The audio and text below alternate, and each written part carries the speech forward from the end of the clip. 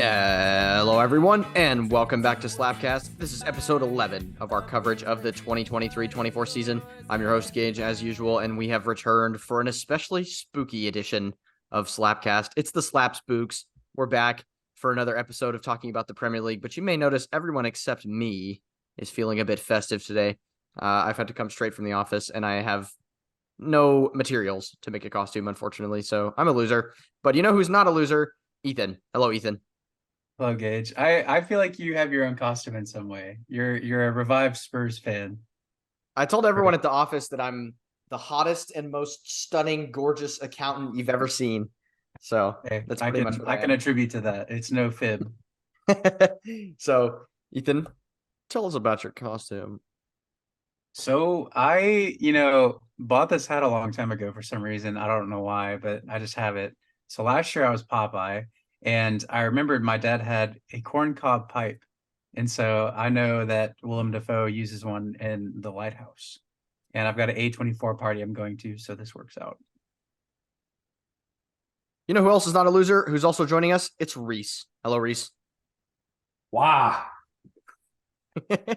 Hello. You got nothing else to say? You got to ask me how I'm doing since I'm Josh's stand-in. Right. Reese, how are you? I'm great. How are you? I'm disappointed that we cannot share this momentous occasion with Josh. Of course, this episode will be releasing on Halloween, hence all the get-ups and whatnot. But yeah, Josh is absent again for another week, maybe two. We'll see. We'll see how he's feeling when he gets back. But yeah, we're hoping to have him back as soon as possible. But in the meantime, the show must go on. So we're going to carry on. I don't know. Do we have a question of the week? I thought of one just now, and we probably already talked about it, but scariest movie you've ever seen? Ooh. Ooh. If you got one, go ahead. Yeah, well, I haven't seen that many super scary movies. Like most of the horror type movies that I like are Stephen King related because my dad was a big Stephen King fan and he has I think he used to have all of them, but I think a few have come out since where he doesn't have them. But he used to have all the Stephen King books in first edition, which is pretty crazy. But so yeah, I've seen a good amount of Stephen King material, but none of it's like the scariest stuff you've ever seen. I mean, The Shining is scary, but it's not like, More of you a know, thriller. right. And then like It is scary, but I don't know. That's again, it's not really, I mean, that is straight up a horror movie, but I wouldn't say it's the scariest movie of all time. So, but the scariest movie I've probably ever seen is The Conjuring. It's pretty freaky. Yep. So, Hereditary is probably the scariest movie I've seen. Even it's like thriller elements where they just make you feel uneasy, make you feel so uneasy. Like you're just on edge for the whole movie. And then there's some really good scares in that movie. It's just so freaky. Yeah. I had recently gotten into horror movies, I think last year is when I started, diving more into them. I watched Hereditary with Reese and two of our other college roommates, and it was who's actually been on the show, Cooper. It was his first time as well, and y'all were like pointing stuff out that we didn't even see. We were like freaking out, so we were all just like, that was really scary. So I would probably say Hereditary too, but I've been getting more into them. I've been watching a lot of the big name ones. I know, you know, like Silence of the Lambs is more of like a slasher thing, but it's still like eerie and creepy, and I enjoyed it a lot. So yeah, it's spooky movie season. it is spooky movie season, and in honor of that, it's spooky segment season as well because we've got a very scary, very horrifying time to talk about in our mystery segment, and I'll let Ethan take it away because he's the spook master right now, the king of all things scary. I guess, yeah. So I basically asked the guys to kind of think of the scariest moments you've had as fans, and it might not be scary, but when you think about it, you're like, that was a scary time in history for the club. So I asked them to think about that. But I will go first. I have two. First of all, I was thinking of when we hired Frank DeBoer in the 2017-18 season, and preseason went fine. We made a lot of good young signings, and it looked good. I mean, Frank DeBoer was like a really good player. So new manager, get rid of all the old managers that we've had, and then go our first 4 games without a goal or a win. And so he went out the door, and this is when Roy Hodgson was brought to me, and he first entered my life. And so we went another 3 games without winning or scoring, but then we finally broke it. But it went from August to October where we didn't score a goal. So there was no joy, all scary, no youth to be happy about. But my second one, and this is actually from last year, was when we were in our second season with Patrick Vieira. We resumed after the World Cup, and we proceeded to not win a game until April, the 1st of April. So we went like from maybe the tail end of December to April with not winning a game. So pure depression, Ethan probably needed psychiatric help. But yeah, I'm glad things are somewhat different now, but it's been a crazy time as a Palace fan. I mean, there was that time when I talked about it first where we broke the record for most games without a goal or something like that. So a lot of scary times for sure that I could have chosen from, but those are my 2. So my scary time is like an abstract of time, where I'm just going to list. It's basically a period post Wenger, early Arteta of just signings we had at the club who either, it seems just like I was in the Twilight Zone looking back. So I need everyone to enter their imaginations for a moment. Imagine big storm, lightning crackling after each name, spooky laughter. David Luiz. Oh! Socrates. Oh, Mustafi. Oh! Willian. I'm not going to do the voice for all of them. Kolasinac. Lichtsteiner. Mkhitaryan. And the scariest of all, Dennis Suarez. Whoa. Just this abstract period of non-signings. Like, I cannot believe these players played at the club. It doesn't feel real. There you go. That's a good one. I mean, a bunch of those players you listed, I totally forgot played for Arsenal. Dennis Suarez is the one that always gets me. I think he might have had 1 appearance. Maybe. I know for a fact he played in a North London derby. That's crazy. So yeah, he came on as a sub in like the 90th minute or something, because I have a very vivid memory of it. But yeah, so he did play in a North London derby. I don't know, man. In the last 3 or so years, I would say more than that. Maybe like last 4 or 5 years, I have had a plethora of options to choose from. I've had to narrow it down to 2 after much deliberation, but I've decided to go with the first one. I actually chose this one. I was going to leave it out, but then I decided I had to choose it, and you'll see why. The reign of Nuno Espirito Santo was a very scary time to be a Spurs fan, because yes, it started off great and he won 3 manager of the month.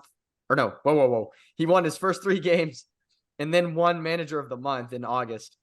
His first 3 games were all 1-0, stodgy, terrible performances for the most part. We did beat City, so hey, but we always beat them at home, so it's nothing special. And then immediately after that, a 3-0 loss to Crystal Palace, with a sending off for Jaffa Tanganga. Fielding a lineup against Chelsea that included 6 defenders. I think that was pretty scary. Something like that. And then he gets beaten by Man United 3-0, makes a horrible substitution that gets booed by the entire crowd, and then gets sacked. And here's the reason I had to include this: on October 31st. So he got sacked on Halloween. No, say it ain't so. Say it ain't so. It's so. No. Yeah. No. So I had to include that one because he was sacked on Halloween. But the other one, and now this is like a Twilight Zone moment, like Reese was describing earlier. I'm gonna paint the picture for you here of what's happening. Picture Spurs. Yeah, exactly. Yeah. Lots of storm clouds, lots of, raininess, lots of spookiness in the background. Spurs have just drawn 1-1 against newly promoted Sheffield United. No, I know. No, Sheffield. It's a cool day in November, and there's me, a young freshman at Baylor University, walking to class. I'm on the phone with my mom, talking about whatever, and then I get this extreme sequence of buzzes, and I look at my phone, and I see 4 DMs from former show producer Chris Kuchar that says, "What happened? What happened to Poch?" Boom, lightning strike. Like, the day that we sacked Poch, I think I really felt like I was living in the Twilight Zone, especially whenever I woke up the next morning and Jose Mourinho was the manager of Tottenham Hotspur. Yeah, that's the scary moment right there. I really felt like I was living in an alternate universe at that point. So yeah, really just hit me with a wave of 2 shocks in a row. First the Poch sacking, and then the Jose becoming appointed, which is what a roller slightly coaster. ludicrous. Yeah, serious. And then of course the damage that followed led to many more scary moments after that. So thank God for Postecoglou to save me, to pull me out of the horrible nightmare. Yay, so happy for you. Yeah. Saving the day. So, all right. Well, that's a good segue, I'd say, because we're gonna start moving on to discuss the Premier League and the action from the weekend. And of course, Spurs only play on Mondays and Fridays now, so that means that the Friday night fixture was a slap showdown, something that we used to highlight a lot, between Spurs and Crystal Palace at Selhurst Park. I was surprised to find, because I sort of have this inclination in my mind that we never beat Palace, but then which is stupid. It's but not then, shared. I don't know where that came from, because I went and looked, and we have won 15 of our last 16, now 16 of our last 17 meetings in the Premier League. So I don't know where I got that notion from, but yeah, quite the statistic. So the game overall, I mean, not the most thrilling of affairs, but Ethan, I'm going to turn it over to you first to kind of give your submission of what went wrong for Palace on the day, aside from not having Eze or Elise available. Right. And it's becoming more of a time where we're going to have to deal with that. Yeah. So let me paint your mind. Ethan, Friday afternoon, looking at the phone. We had a great lineup against Newcastle. It was just an unfortunate loss. I look, Schlupp on the wing. No. And then I'm thinking, no, it can't be. No, this can't be. And after thinking that, I immediately fast forward to the end of the game to find out he only made maybe 2 passes in about 60 minutes. I think that's true. I'm going to pretend it's true to back up my complaints. But yeah, it was just a weird game from a Palace perspective, because when you look at the stats, they're very weird. Like, our possession was 24%, but we had like 13 shots, which is not something that usually goes along with that stat. So, I mean, there was a weird period where we had a bunch of corners, and I thought maybe we would do something from then. One of them, nothing. So it was really just like it was kind of a circus game, just because so much was happening and nothing was good. It was all terrifying. For people who are afraid of clowns, it was a terrifying circus. But I obviously was going into this game thinking, the only thing going for us right now is that it's home. I mean, Tottenham are just in form right now. They've got a good feel throughout the club at the moment with Postecoglou, and so I would have been fine with a draw, but it just didn't end like that. But the thing that I was more annoyed with was the fact of what Roy said after the game, and he lost a lot of fans, including myself, after the game, when he went out to the press conference and criticized our youngsters who came on, stating the fact that they don't do enough when they come on, and that they don't create much of an impact, and it's like unreasonable for us to have so much expectations for them to perform and hit the ground running immediately. specifically talking about França. What is wrong with you? You are 70 something years old, and you can't understand the fact that the worst players on the field are the oldest players, and the fact that you brought them on with 20 minutes left. You cannot expect a player to immediately impact the game like that who's still like barely got any Premier League minutes. So like, I don't know. I feel like if maybe the likes of Raksaki started ahead of Schlupp, it would have been a different thing. And then it's annoying to where it's going to be like, if Raksaki does something good or some other youngster does good in the future, he's going to praise them, and he probably won't be like, I was wrong or anything like that. So it's annoying, and a lot of Palace fans feel the same way. But yeah, very weird game from a Palace perspective. The thing I really don't understand about that is it's like, yeah, okay, the youngsters didn't make a huge impact in the game, but the whole reason they were on the pitch is because neither were the old players. The old players had 70 minutes to get it done, and they weren't doing anything. Sorry, Right. that might have been loud. No. But yeah, the old players had 70 minutes on the pitch. So Yeah. why is he choosing to dig out the youngsters when, like you said, Schlupp completed like single-digit numbers of passes throughout the game? Will Hughes is doing his best at striker, but which is a new thing. But I mean, so I don't really understand the desire to dig out the youngsters there. I think maybe Roy's just looking for a scapegoat somehow. I don't know. I mean, his team selection, as it is, it's just not adventurous. Just doesn't do much for me. So, yeah, I mean, we did see a few cameos that I wasn't expecting. I wasn't expecting to see Hamada to come in. I did notice. Yeah, I did notice that, or someone mentioned during the game that Roy has never used more than 3 substitutes in a Premier League game until this very moment. Wow. I know. They had said that since he had been managing Crystal Palace, since they brought in the rule that you could put on 5 subs, he had never done it until then, which is crazy to me. I mean, like, 5, not 3. Like he's never made 5 subs in a game until now. I thought he only ever made 3. Oh, I'm sorry. No. Sorry. I was like, he's only ever made less than 3. No, the most subs he's ever made in a game is 3. Yes. But I get we're scrapped for numbers right now. Like, we have a lot of injuries still, but something needs to change. We can't keep putting Schlepp on the wing because the numbers aren't backing it. Why his reasoning for starting it doesn't correlate. So it's very frustrating. And I know at one point you brought it up, but at one point we were just kind of sitting watching y'all pass back and forth and then doing El Rondo in the back or whatever it's called, that drill. Yeah. But it's just frustrating considering that, we had a lot of corners and chances to, maybe get a goal or two from the game, but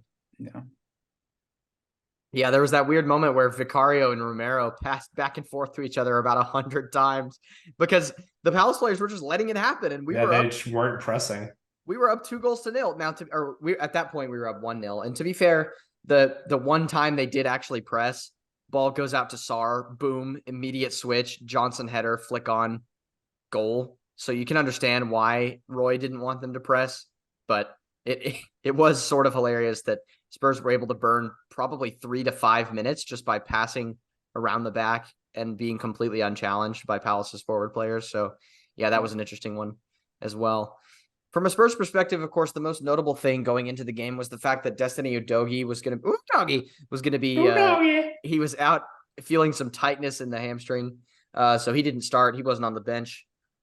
Brought in Ben Davis to replace him, who's also coming back from an injury of his own. So I'm not going to dig him out too much. He's also not especially well suited to play the inverted, essentially midfield version of a fullback that Postecoglou likes to play in this tactical system. So I'm not going to dig him out too much, but he did struggle in the first half. I thought Porro struggled too, actually.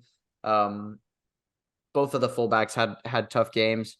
So Porro just lacks a little bit of awareness of what's going on behind him. I thought there were a lot of times where balls were played into a zone where he should have been marking, and he just didn't make it happen. He didn't make a defensive play, including the goal that, the goal that, in my opinion, shouldn't have stood from Ayew. Porro was the one who, left him unmarked in that area to where he could even, be present to finish in that way. So Of course, then Davis is struggling, so Postecoglou brings on Royale at halftime at left back, which I was You're a about to little say surprised Roy, by. Yeah, he brought on Roy at halftime. the real No, the spookiest thing. he brought on Royale at halftime, who I was actually relatively impressed by. I mean, I think he played decently well, didn't give up any chances. He's obviously fairly defensively sound, so yeah, fair enough. Um, I had another important thing to bring up. Oh, the Richarlison experiment. We got to have our touch point on that. It feels like we're talking about it once a week now. Last week, I said I thought he was industrious enough and he brought enough to the team that it warranted him keeping his place in the starting 11. Now, I think I'm revoking that. I think he's had enough chances now to where he just can't make anything happen in the final third. And it's to the point where he tries these silly little flicks and tricks and stuff to try to make something come off, but none of them come off. It'd be different if he had like a 25% success rate or even a 10% success rate with these little things, but he has a 0% success rate at the moment, from what I can tell. Constantly just trying to bring the ball down in a creative way or flick the ball around the defender, and it just doesn't work for him, which is frustrating. I think there was one moment where he tried to basically scorpion touch the ball down in front of him, and it went out for a throw. And I think Postecoglou looked like he wanted to commit murder on that day. He was very annoyed with him, and I was too, to be fair. But he does work hard, and you have to consider the fact that he's been struggling with these personal issues off the pitch, and it's nice that he was able to come forward and talk about that and share that with the world. But from a purely footballing perspective, I think time is running out. I think he officially needs to be relegated to the bench, especially given the fact that Johnson made such a difference when he came on as well. That's what I was gonna say. Like, I think it's great to be able to say this player works hard. However, Johnson, I would say from his appearances, looks like he works just as hard, but also Yeah. has some kind of attacking output, whether it's goals or assists. So I actually wrote in my notes, Johnson impact should be the death of Richarlison. A little bit of a dramatic way to put it, but yeah, I think surely Johnson's going to start the next game. Yeah, I think the only thing I could see getting in the way of that is if maybe he's not all the way back to full fitness. I don't know, but if Richarlison starts, I will immediately be questioning whether Johnson was fit, because I think there's no universe in which a fully fit Johnson doesn't start the next game against Chelsea. So, yeah, and then I wanted to give a shout out to two players who I thought I'm going to give them co-man of the match. The first one being Pat Matar Sarr, who I thought controlled the midfield really nicely. He was involved in the buildup for both goals, especially the second goal where he played that lovely crossfield switch with a bit of fade on it over to Johnson, who was able to head it forward. And then the rest is history as far as the second goal. So, yeah, shout out to him. And then, of course, Mickey Van de Ven, who's just an absolute weapon in defense, because anytime a ball was played over the top or anytime a ball was played through to the likes of Edouard or Ayew, Van de Ven is there. He's just so fast. He's a missile. He's huge. He's massive. This is why He's I call him the massive, planet, and dude. Yeah, and he's speed. He's stupidly fast. And I mean, the commentators talked about it multiple times in the game, but he actually, I think, was the registered quickest player in the Bundesliga last year. Yeah, he was. So it's not surprising that he's showing it off, but it is surprising every time you see it just because of how big he is. He's massive. And it's just the fact that we've been so used to seeing Eric Dyer mill about at the back for Spurs, who has the same pace as an aircraft carrier. So it's nice to see a defender who can actually make up ground in a 1v1 situation. I mean, seriously, Spurs haven't had something like that probably since Kyle Walker. I mean, it's been that long since they've had a defender who can make up that much ground that quickly. So, yeah, it's nice to see. And just such a Rolls Royce, so good on the ball too. Can play any pass, can step forward into midfield at times in possession. So yeah, couldn't be more pleased with Mickey Van de Ven. Yeah, I thought Palace defended pretty doggedly. I mean, I thought it wasn't like Palace played horribly, I don't think. It's just that there's not much to combine going forward. Not a lot in terms of threatening the opposition goal. So I mean, the annoying thing is that we've got two great center backs who pair well together, but the outlier is always that old fart and right back who scored the stupid own goal. So Yeah, it's pretty bad on goal. At first glance, I thought like, oh well, he didn't have a lot of time to react, but maybe he couldn't avoid it. But then you see it in slow mo. It actually wasn't going to hit him. He stuck his leg It out. was like an instinctive move. Either instinctively or whatever. But there was no one at the back post. Like he could have let it go, and it wouldn't have mattered. Yeah, and if it was his like only mistake he had made in like recent times, I would have like cut him some slack and support him. But like he's constantly our weakest link in the the team, and he always gets exposed. He got exposed with Villa. He got exposed with the Newcastle game that happened before the Tottenham game, and it's just we're in desperate need of another right back and a left back to give Tyron Mitchell a break because he's played every single minute in every competition this season. Yeah, right. So yeah, what I would say, we can sort that out.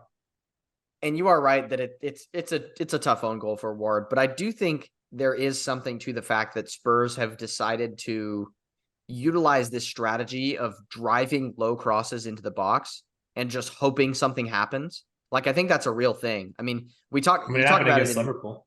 Yeah, exactly. I mean, you talk about it in hockey a lot. Like, there's a saying, just get pucks to the net, and good things will happen. And I think that's true for this instance as well. Because if you drill a low cross in and it goes off the defender's ass and goes, trickles across the line, counts the exact same as a 30-yard screamer. So I think there is legitimate merit to the idea that you can generate what I like to call trash goals, like cleaning up the trash in front of the net. I think you can generate goals like that by just drilling low crosses into the area. So I do like that as a point of strategy. Yeah, it's something I talked about a little bit last season, actually, with I think the phrase I kept using was creating your own luck. In the sense of if you just shoot enough, sometimes an own goal may seem lucky, but if you're just constantly getting shots on net, it's really bound to happen. Right. Yeah, and like I said, they all count the same. I'll take every goal for the rest of the season as an own goal from now on if it means we're going to, win the league or finish in the top 4 or whatever. So it doesn't make any difference to me. So, Ethan, unless you have any final thoughts there. I did have one. I know the big takeaway was our goal at the end with IU. Oh yeah. Scoring. For a while they were looking at it for possible handball, which it definitely did touch his hand, but for some reason they allowed it. So it makes me wonder what the actual protocol is for these things. They don't know. From my understanding, and the commentators and everyone ever, attacking is different from defense, right? Defense, if it goes off your chest or your knee or something, like if it hits some other part of your body first, you're okay, because they want to give you the benefit of the doubt. But the rule for attacking, is, at least what it's supposed to be, is that any handball involved means it doesn't count. So my current theory is that, they've decided to go with clear and obvious because that's kind of their catch-all when they don't know the rules. And they're just like, yeah, it wasn't clear and obvious. The ref could have easily missed it. Let's move on. But I don't know if they're supposed to do that. I don't know. Yeah, I just don't really understand. But, in the way of like footballing karma, I think, it kind of balances out because, you look at own goal, really unfortunate. Maybe it's not a rules issue, but it's just unfortunate way to concede. Yeah. Especially when, you're defending decently up to that point. And then, it kind of balances itself out with this late equalizer that kind of shouldn't exist. So you take away those goals, Spurs still win 1-0, but it is weird. Yeah. It's kind of like, I wish they would, release like just like I wouldn't need there to be like a social media account that releases the reasoning for why they did this decision. 100%. Yeah. Because they definitely, they will pick like big decisions that were missed in like, you'll get apologies and people talk about them, but like it's the small stuff like that I feel like should be talked about, because it helps, not only it helps us understand the rules, but like it keeps them accountable, I guess. Well, and this one's never going to get talked about again because it didn't impact the result, right? It's a lot different if Francis scores that chance at the very end. I'm on here flipping tables and asking for a replay. Like, but because it didn't impact the result, yeah, exactly. But because it didn't impact the result, we're never gonna hear about it again. So they just get away with it, or like not that they just get away without explaining it at the very least. So yeah, it's unfortunate, but it is what it is. I think this season has been one of the worst refereed we've seen in a long time, and that's continuing. We're going to talk about some more shocking decisions later and it's on. October. I know, dude. It's ridiculous. We're 10 games into the season, and we're going to talk about some more shocking decisions that happened in another game later on. Yeah, I have just an observation from this game. I forgot Brian Heel existed. Oh, I'm glad you said that because Rodrigo Bentancur came back too from injury. It's his first time back on the pitch in 8 months after he tore his ACL against Leicester in February. And he got a really nice reception too. I kind of got a little like not like super emotional, but it kind of made me, well up a little bit because like when he's about to come on, like Kulusevski's coming off and he's smiling and like Bentancur just has the most shit-eating grin ever on his face when he's about to come back onto the pitch, and like the away fans give him this huge cheer, and then after the game he gets mobbed by his teammates, and they're all like doing a little dance circle around him, basically. Yeah, just a good moment to see for someone to come back into the game after such a long period out and such a horrible injury. So I mean, that'll probably be me when Eze and Elise are back on the field together. Yeah, just because they're so iconic and they're pretty close friends, so that'd be nice to see. And yeah, Brian Hill too. I don't know what role he's going to play going forward, but if any, really. He looked okay. Yeah, it was not bad. I think we are in need of a 1v1 specialist in some ways, and I think he kind of is that. So it's possible that he could get minutes going forward. To be honest, I wouldn't mind taking. I would honestly take a punt starting him over starting Richarlison right now, to tell you the truth. So can't hurt. Give him 60 minutes. If he's terrible, then take him off. But yeah. Anyway, all right. Let's move right along to the next game. The lunchtime kickoff on Saturday was a West London derby between Brentford and Chelsea, where Chelsea are, it's good to see Chelsea back to their, standard form after a couple of good results. They're back to all was right in the world again. They've lost a game. So I think what really should be said about this is that Brentford, what a stalwart defensive performance by them. I think credit has to be given to them.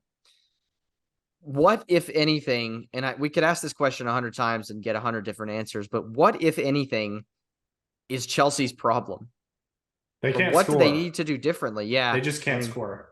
I mean, you look at the game against us, which there was a lot of bright spots. But, the penalty, there is a debate to be had. I said on the record, I'm fine with it being a pen, but, it's like a penalty you're expected to score, right? And then the Mudryk one wasn't even on purpose. So they get 2 goals in that game. It looks really good on paper. But then now, retrospectively, it's just kind of like, well, they didn't really mean they didn't mean neither to of them score were from good finishing. Yeah. So then you get into a game with this game. They have plenty of chances, right?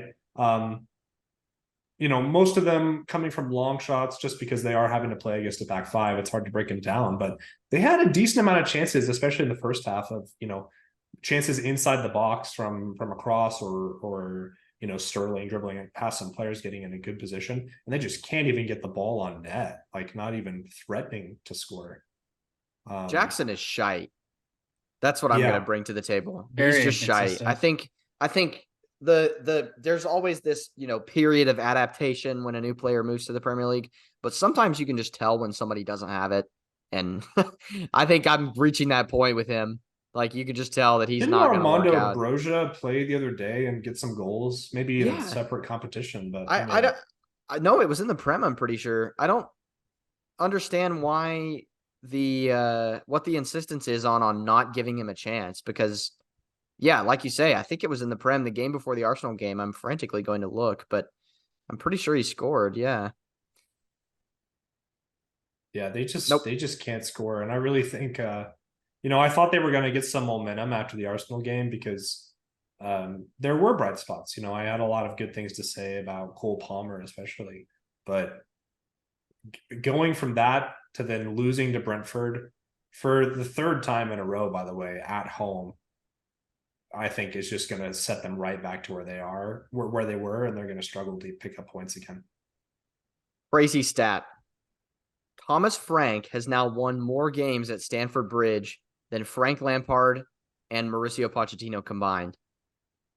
Yeah, I think that's an insane stat. I mean, and that number's like 3, by the way. Yeah, Thomas Frank has won 3, and between Lampard and Pochettino, it's 1. Yeah, I mean, bad. When I think of the fixture Chelsea versus Brentford at Stamford Bridge, all I could think about was the many hype moments where Brentford have won. So it doesn't surprise me, actually. I mean, how long? I think he probably should get more time, but given that their owner is Todd Bowley, how long does Poch have? Right? I hope mean, Spurs twat him for 10 on Monday and he gets sacked. That stupid little reptile. Because Spurs are their next game and it's at the Tottenham Hotspur Stadium. I'm a little surprised you have so much animosity towards him. No, the thing is, because it's not like he left and immediately joined Chelsea, right? He got sacked, spent a long time either not managing or at PSG, and then came back to the Prem, right? I know Chelsea, but that's the whole point. It is Chelsea. It's just like, I think if we were really struggling and Chelsea were doing well, I think there would be rage and fury from all corners of Spurs earth. But because it's the other way around, it's a little bit like mocking, like, yeah, look what you could have had, or look what you this, that, the other, which I'm so glad that we didn't go. I wanted us to go back in for him in the summer, and that might be one of my worst takes of all time. And I've had a lot of bad takes on this podcast.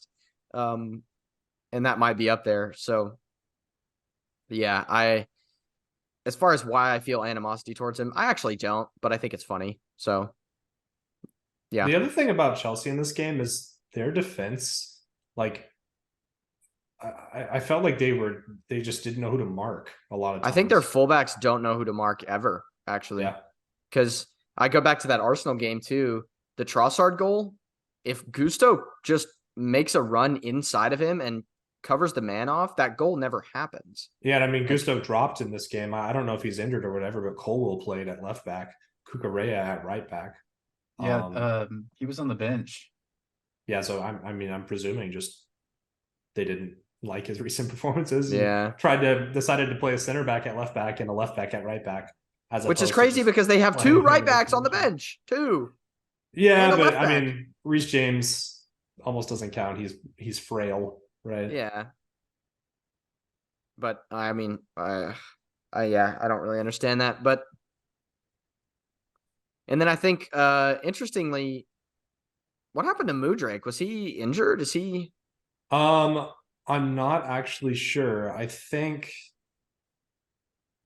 I don't know actually. Because I was gonna say Madueke came in and yeah, he's good 1v1 and he takes people on, but I actually, dare I say, think they missed Mudryk in this game. Like, I think he's become kind of a good piece for them. It would have been really good for him to play immediately following that goal too. Yeah. Ethan, what do you have? I think I have heard Chelsea fans refer to Madueke as Maduki. So yeah, I guess that sums up how he played on Saturday. But the thing I want to point out was that Pochettino's like assistant manager got sent off. Yeah, Jesus Perez. What happened? I didn't even realize what happened. Just an altercation in the technical area. Yeah, said something to the ref. Got sent straight off. I don't know what was said, but yeah. It always feels like tensions at least somebody at Chelsea. Chelsea cares. It's almost like if something doesn't go right, then Todd Bowley goes out and shoots somebody. So everyone's like on edge and like tensions are high and something. Like, I feel like something always happens with them. Yeah, I mean, Todd Bowley's been the owner now for what? Is this his second year as owner? It's like third, and this is his third like manager? 1.5 year. Yeah. And this is his third manager? Yeah. If you count Lampard. Which I probably would, I mean. Yeah. Oh, okay. So to be fair, they were missing Enzo Fernandez through injury and Mikhailo Mudryk Wait, this is his fourth manager. Wasn't because Tuchel at the very beginning? Didn't Bowley sack Tuchel? yeah, I think so. So Tuchel, So Lampard, or no, Potter, Tuchel, Potter, Lampard, Poch. Pochettino. This is his fourth manager. So this is 4 managers in a year and a half, I think. Yeah. I Yeah, mean, because he took Tuchel over. obviously got sacked right when he took over, but still. Dude, it literally might be a year. Because it was about a year ago that Todd Bowley took over Chelsea. Hold on, let me see. When did Todd Bowley? This is thrilling stuff for the listeners, I know, but now I'm curious. Okay, never mind. May 2022. Okay. So a year and a half, but Still though. still, yeah. On the Brentford side, they're still dealing without Tony. Mbemo has continued to score, and it's one of those where it's like you're concerned for them because they're the guy who scored most of their goals is not there, but they've been able to pick up the slack. Maybe not putting up as much numbers, but still winning games. Let me tell you, I've had him in fantasy since probably week 2, and he's been a huge reason why I was able to come back and I brought him whatever in. leagues I'm playing in. He literally gets me at least 6 points every week. Yeah. Yeah, and I actually think this could be good for them in January too, because you see Ivan Toney get linked to a lot of clubs. I know Arsenal are one of those names on the list that have been looking at him, and I think maybe Chelsea too. You could see some clubs possibly coming in with big offers for him in January once his ban is over. And if you're Brentford right now, why not take it? Like, Yeah. why not take a Although, $50-60 million offer for him? yeah, the thing is now, and I'm sure there's other teams that would be interested, but I saw the reports actually today were saying Tottenham and Arsenal are both interested in the player, but are currently not really pursuing a deal because the proposed fee of 60-ish mil is too high considering Yeah, how long he's been out of football. true. True. But still, I mean, if you get an offer, if you're Brentford and you get an offer, I mean, No, I think they should. they seem to be Absolutely. doing fine. They might as well get rid of him. So, or not get rid of him, but turn a profit on him. Yeah, I mean, they're gonna have the Raya money coming in the summer. They could have Tony for January. I mean, that's some serious funds to work with and reinvest in the squad. All right, let's leave West London behind in favor of North London and come back to Arsenal's victory over one of the worst teams the Premier League has ever seen in Sheffield United. Obviously, there's one highlight to note about this game, and that's the performance of Eddie Nketiah. So, Reese, what do you make of Eddie's performance today? Do you think it's like kind of long overdue a performance like this, or is it strictly because of the opposition? I think a little bit both. I mean, I think he's continued to be such a hard worker, and I'm a Nketiah apologist. There's kind of a debate amongst Arsenal fans of whether he's actually good or not. But I think when he's needed to step up, specifically when Jesus is injured, right? Because it's weird when they're actually competing and they're both fit. It seems like Nketiah plays worse, but when he has all of the burden to bear when Jesus is out injured, I think he just consistently performs pretty well. I mean, you think about last season when he had to come in and do a job for a few months, when we were still top of the table, looking like we could push for the whole thing. He came in and did that job. And now, Jesus is out injured again, and Nketiah is getting a hat trick. Now, like you said, it's Sheffield and they're not very good, but some of the goals in the first touch, his touch for the first goal was very good. I thought, the third goal, obviously the pick of the bunch, just a great turn and finish. Yeah, I think a little bit of both though. The opposition's poor, but I'm an Nketiah fan. I think this game might be a turning point for him. I'm hoping he can turn around and get some consistency, right? Is there a world where him and Jesus play together up top? Jesus would have to go to the wing, but yeah, because I don't think 4-4-2. Nah, I don't think Arteta wants to do that. Especially with, I mean, you'd have to drop. I think it's asking too much defensively of one of the cams, right? Because in a 4-4-2, I mean, what's the partnership? It'd be Rice and probably Odegaard, but then that's not really letting Odegaard do what his real job is, right? Or, even if it's Havertz, that's asking a lot of Havertz. Same for Smith Rowe. Like, I just don't think we really, maybe Thomas Partey, but then where's Odegaard playing, right? So I just don't think I think our current squad just lends itself to a 4-3-3 way more. But, if Jesus is playing on the wing, sure. Yeah, it was a great game for Nketiah. That was really good to see. Speaking of Odegaard, he didn't play in this game. At first, I thought, this was just a super ballsy play from Arteta, because Odegaard is not really, he's had a couple of poor performances recently. And I thought, dropping the captain, it's a big call.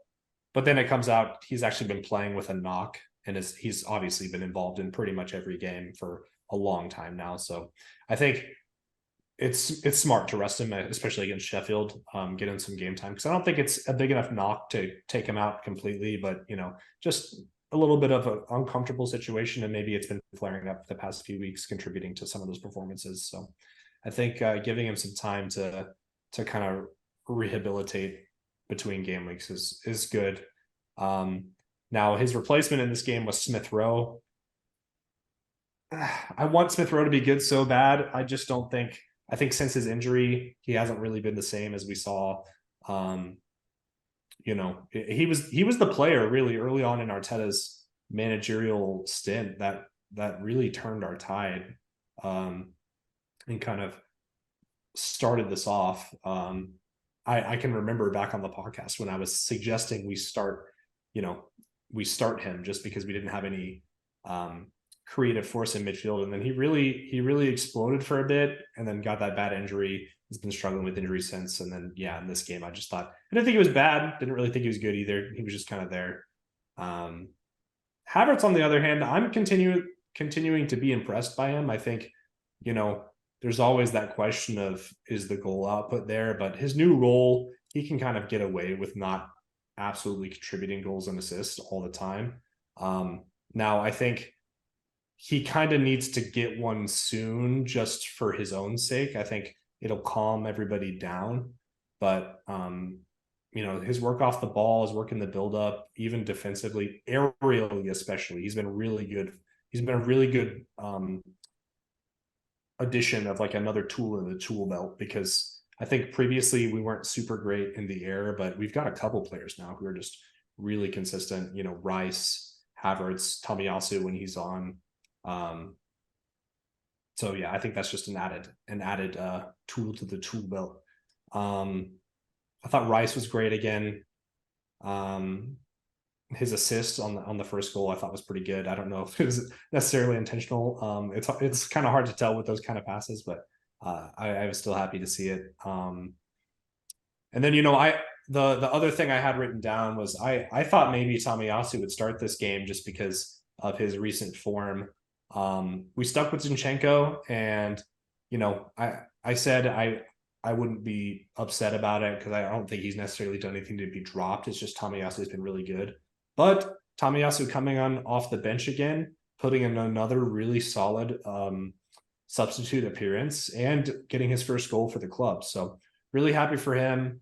And I hope he can get a start soon, because I really think he deserves it. Maybe he started Champions League, so maybe that's his avenue now, for now at least. But I think he'll be kind of licking his lips, if Zinchenko makes a mistake, because he's going to get the call as soon as it happens. He's just been faultless the past few games.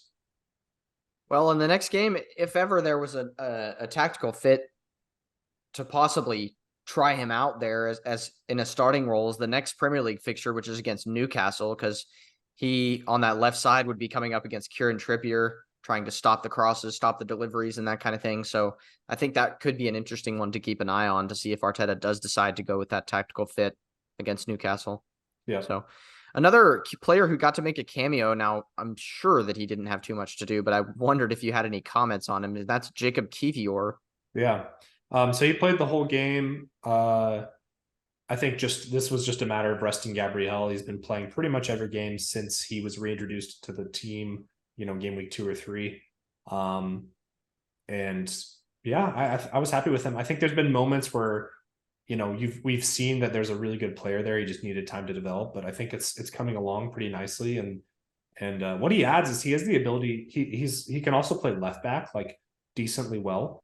So that allowed some more fluidity in the back, especially with I think he does a better job of covering for Zinchenko maybe than Gabriel. I think Gabriel does a fairly good job, but I think I would never want to start Gabriel at left back, and I would probably consider starting Kivior at left back sometimes. So I think that's just something to be noted. And yeah, I thought he didn't have much to do, but pretty decent game.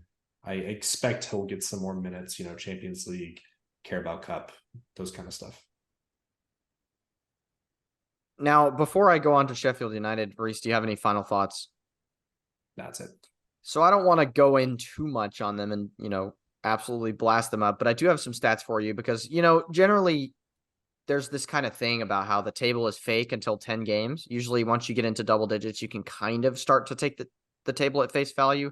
Obviously, it doesn't really start to take shape until about 20, but at 10, you can kind of get an idea about the general area where teams are going to look to finish.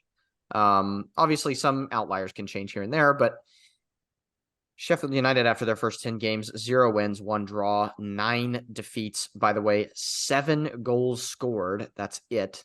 They are one of only 3 teams in the division who have less than a goal a game. And they've conceded 29, which basically means they're conceding 3 goals a game. Since conceding 1 to Palace in their opening fixture, they've conceded 2+ in every game. Hey, a win's a win, baby. A win's a win. I'm just saying, the first game, I can't quite say include the first game, but it just had to be Palace, huh? It's been 2+ goals in every game except that one. And of course, goal difference wise, they are the only team that's below -20. They're at -22 goal difference. Of course, you combine this game with the Newcastle game, and that's -13 right there off the top. So doesn't look great for them. I do not see a universe in which they finish pretty much anywhere other than 20th, unfortunately. Yeah. Maybe Burnley is just as bad. We'll have to see. I think the thing with Burnley is I actually think a managerial change would help, in the short term, at least. If they brought in, I'm not suggesting they should sack Company because I think he's the long-term vision, but theoretically, let's say you bring in someone like Sean Dyche. I know he's not available, but just bear with me. You bring in someone like Sean Dyche to Burnley, I could see a universe where they survive.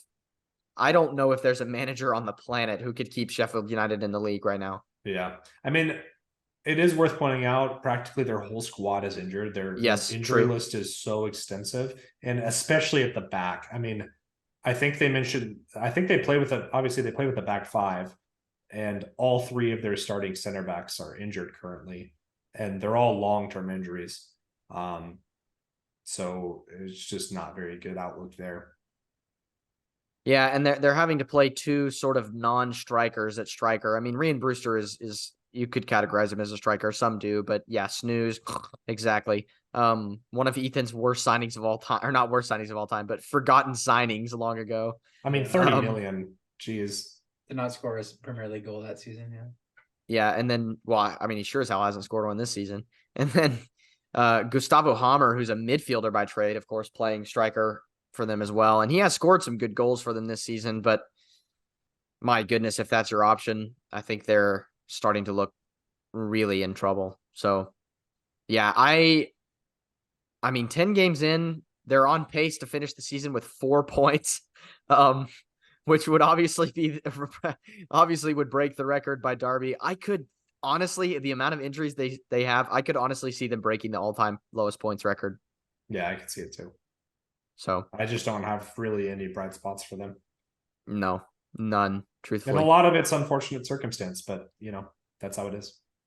And they've had some emotionally crushing moments this season too. Like you think back to that Spurs game where they were leading in the 98th minute and somehow managed to lose the game. And then the game after that is you get beaten 8-0 by Newcastle, and now you're pounded 5-0 at Arsenal. How do you get yourself up for this next run of games? Like, yeah, they have Wolves next, so that's a key game, but Wolves have been playing well. Like, Wolves are playing really well right now. And then after that, you have Brighton. So it doesn't get any easier for them really. And they haven't even played the likes of Liverpool City. So The it's really gonna get telling tough. thing is just like literally every team you're naming, I can see I could see that team scoring 4. Yeah, 100%. I could easily see Wolves scoring 4. I could see Brighton scoring bags against them, and then I don't want to even think about what happens when City's going to play them, dude. It could easily Yeah, be a easy triple record-setting captain occasion. there. Yeah, no doubt. So, of course, we say that, and it's going to be a 0-0. Yeah. Or wait, did they already play them? I think they might have already played them. I might have made up the fact that they City? haven't played them yet. Yeah, I think they did play them because Holland didn't score anything. I don't know. yeah, they did. They did. It was like the second game of the season. I think because I remember because Sheffield United equalized very late on, and everyone was like, "Oh, Man City, what's going on?" And then Rodri scored immediately after that. So, Oh yeah, I remember. yeah. All right, one last Well, game, and Man it's a good segue. Yeah, from Man City, the Manchester Derby, which I want to bring up a point. I think Reese will be with me on this. The North London Derby is so clear. Like, the North London Derby actually means something. It's an enjoyable game. Teams going back and forth of a comparable level. This Derby doesn't interest me whatsoever, unfortunately. Yeah, I just doesn't get the blood flowing. None of the players look like they're particularly like if you showed me this game and took the kits away, not a derby. Like just not a lot of energy going back and forth on the pitch. I think the story here is probably more about United than City because anybody could have said that City was going to, win this game relatively easily. It's just Johnny astounding to Evans me and that Maguire starting. that's exactly what I was about to say. It's just astounding to me that we're still at that place, and not to mention Lindelof at left back. Yeah, And I mean, I know injuries, but that's just like, come on. Varane is on the bench. Reguilon's on the bench. Like there are other defensive options you can play. Like I just don't understand. It's not a good look for Man United, especially when they have 180 million pounds worth of midfielders sitting on the bench in Mason Mount and Antony because they've both been so useless this season. Is Mount the worst signing of the season? I think yes. Gotta be. We said Cole Palmer at first, but at least he's playing good. performed pretty well and scored some goals, even if they are penalties. Mount has done fuck all. So before we take more dookies all over United, yeah, I have one bright spot for them. I thought Onana had a good game. I was gonna say, yeah, and I have to bring it up because I've been dogging on him just like everybody else. He had a good game this game. He did. I was watching. And they still lost 3-0.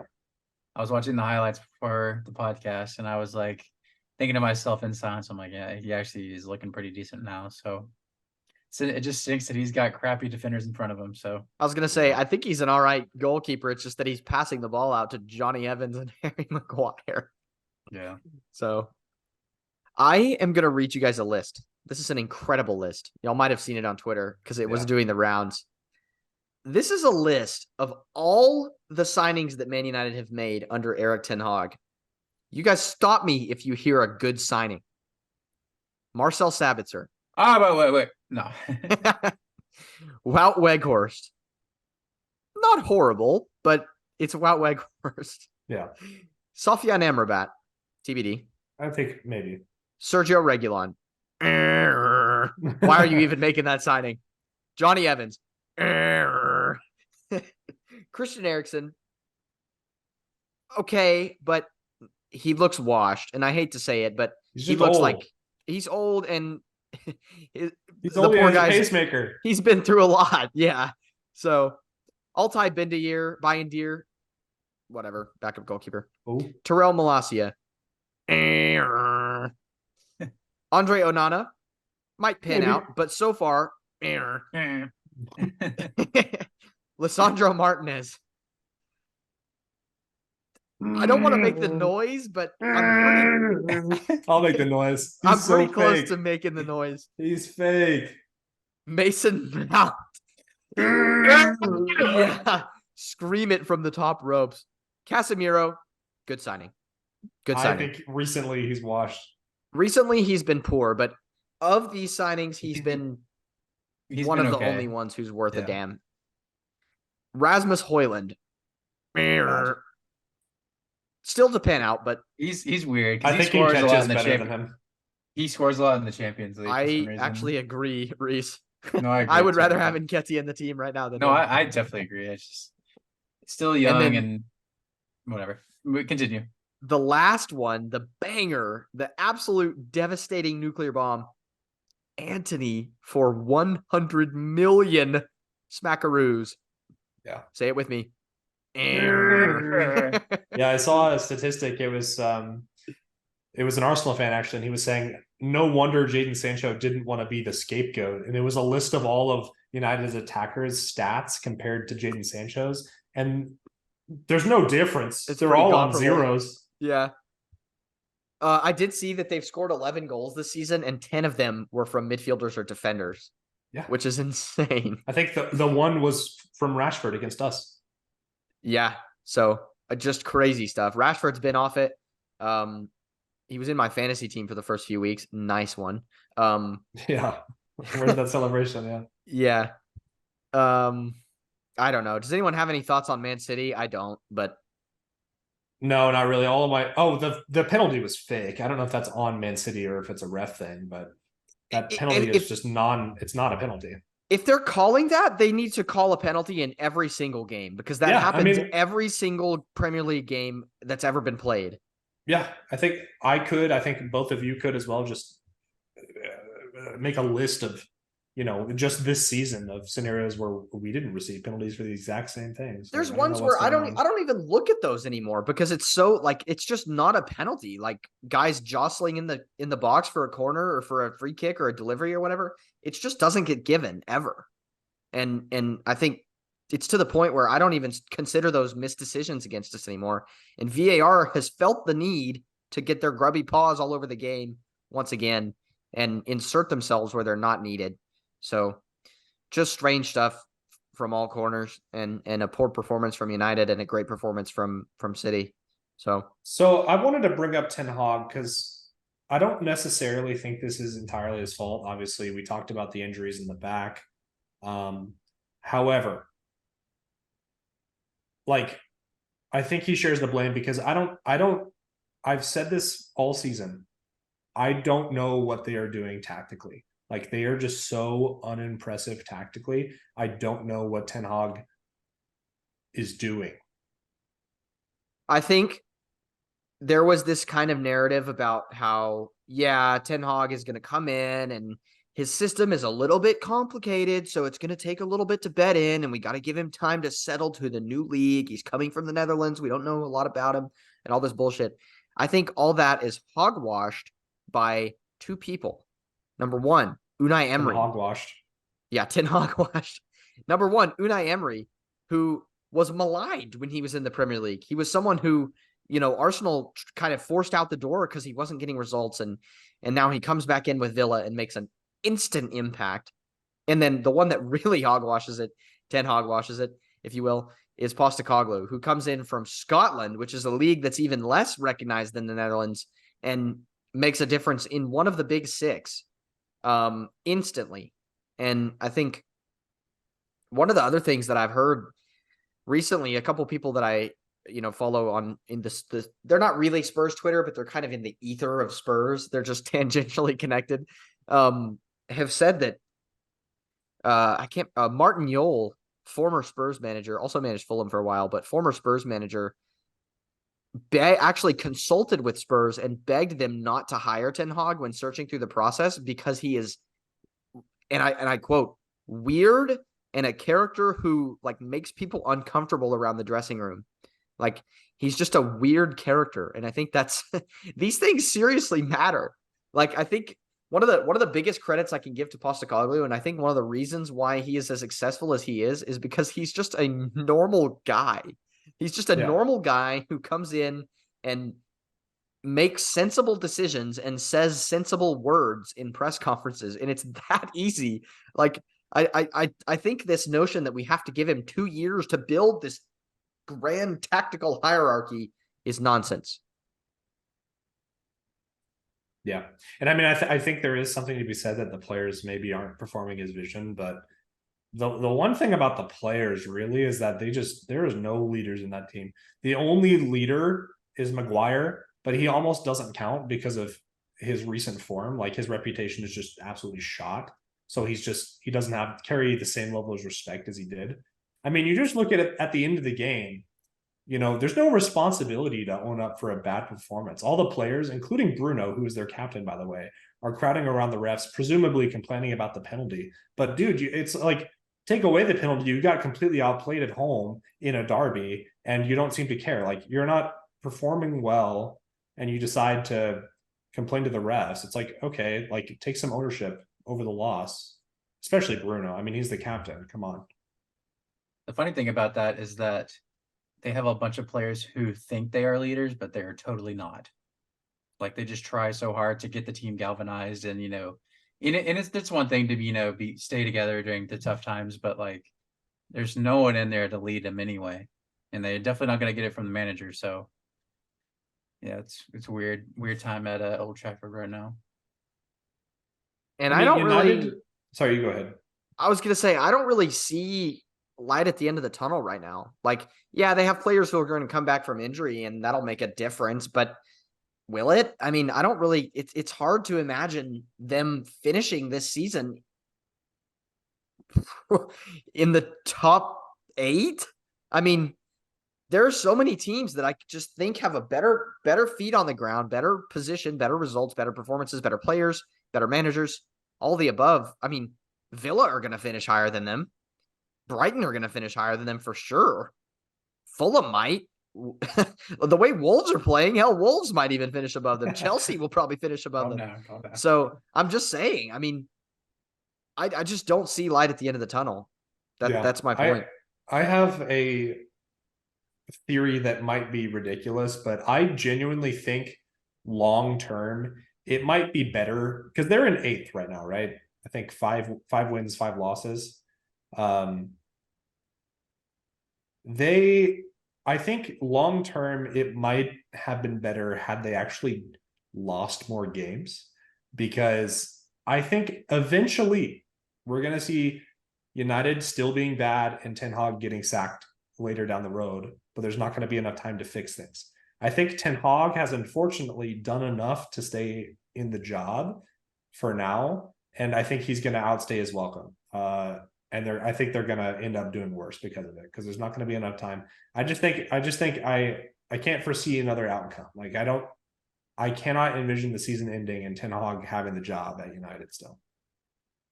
It's like what I think Josh. I remember whenever Nuno was at Spurs, and I was kind of saying after 6 or 7 games, like, we need to get this guy out. Like, it's gonna happen. We're gonna sack him. So why waste more time trying to invest in this dead end? And I think it's sort of similar to that. Like, this is not even that. This is a scenario where this is a guy who's had a year and 2 and then some transfer windows to build his so-called identity into the squad, and we're still at this position. Funny enough, Nuno's record when he got sacked was 5 wins and 5 losses, by the way, after 10 games.